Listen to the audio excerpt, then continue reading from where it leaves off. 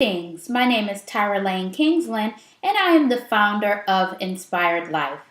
Here at Inspired Life, it is my goal to inspire you to live fully in three facets of life. To inspire you to obey God, to inspire you to embrace the now moment, and to inspire you to honor your temple through proper nourishment, rest, and exercise. And it is my belief that by embracing these three components, you will live the life Jesus promised, a life more abundantly. Today, I'd just like to share a little bit with you on embracing the now moment.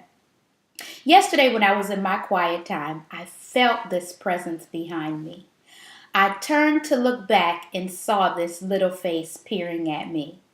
My most immediate thought was, oh, God, can I just get a few minutes to myself? But just that quick, in a nanosecond, God shifted the atmosphere. And I was able to see that little face that was peering at me. I was able to see the smile in her eyes and the toothless grin. And in that moment, seeing the creases in her eyes, seeing the ridges on that toothless grin, I was fully in the now moment and was able to thank God that I could see her not as an interruption and not as a distraction, but to meet my daughter and to meet God in the beauty, in the majesty, and in the splendor of the now moment. So that, my friends, is the now moment, embracing all that is beautiful, all the glory and all the splendor of what is truly present before us right now. But very often we get inundated with life. And we don't appreciate the now moment, and we don't embrace the now moment, and we don't stop in the stillness of time to recognize what's right before us. Because most of us actually spend the bulk of our thought life elsewhere. I would venture to say most of you spend your thought life thinking about things that have already happened, dwelling on the past, or anticipating what's going to happen in the future, even going so far as to calculate your conversations, plan out what you're going to cook for dinner, plan where you're going to go next, already anticipating on the drive how much traffic may or may not be there. You play out the whole story. And yet, in the interim hangs the now moment. So it would be my caution to you, my friends, my urge, my plea, to spend more time embracing the beauty of what's happening right now, and less time on worrying about what's already happened or what's to come. Jesus himself says in Matthew 6, don't worry about tomorrow.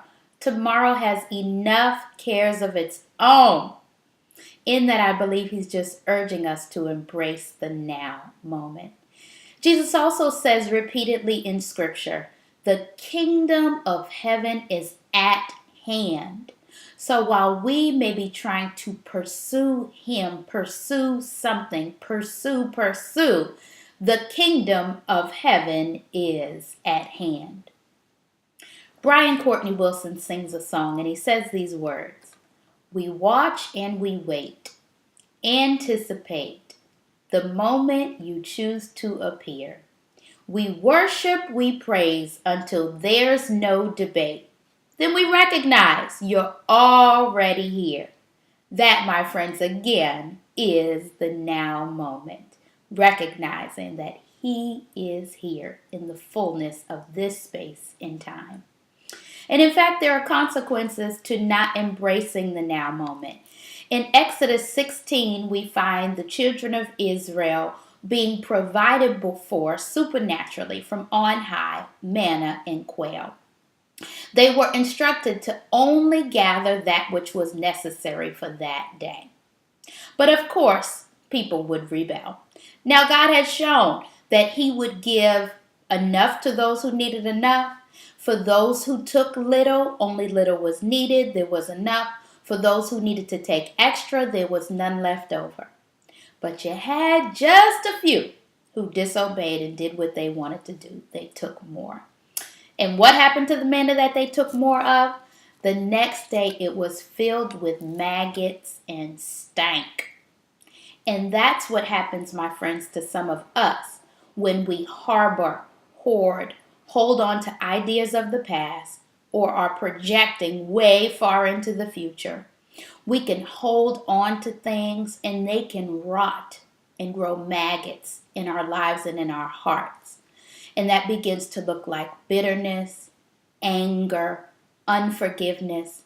So I would urge you, my friends, not to be like the children of Israel in Exodus 16, harboring and holding on to something for tomorrow when all you need has been provided in this present moment.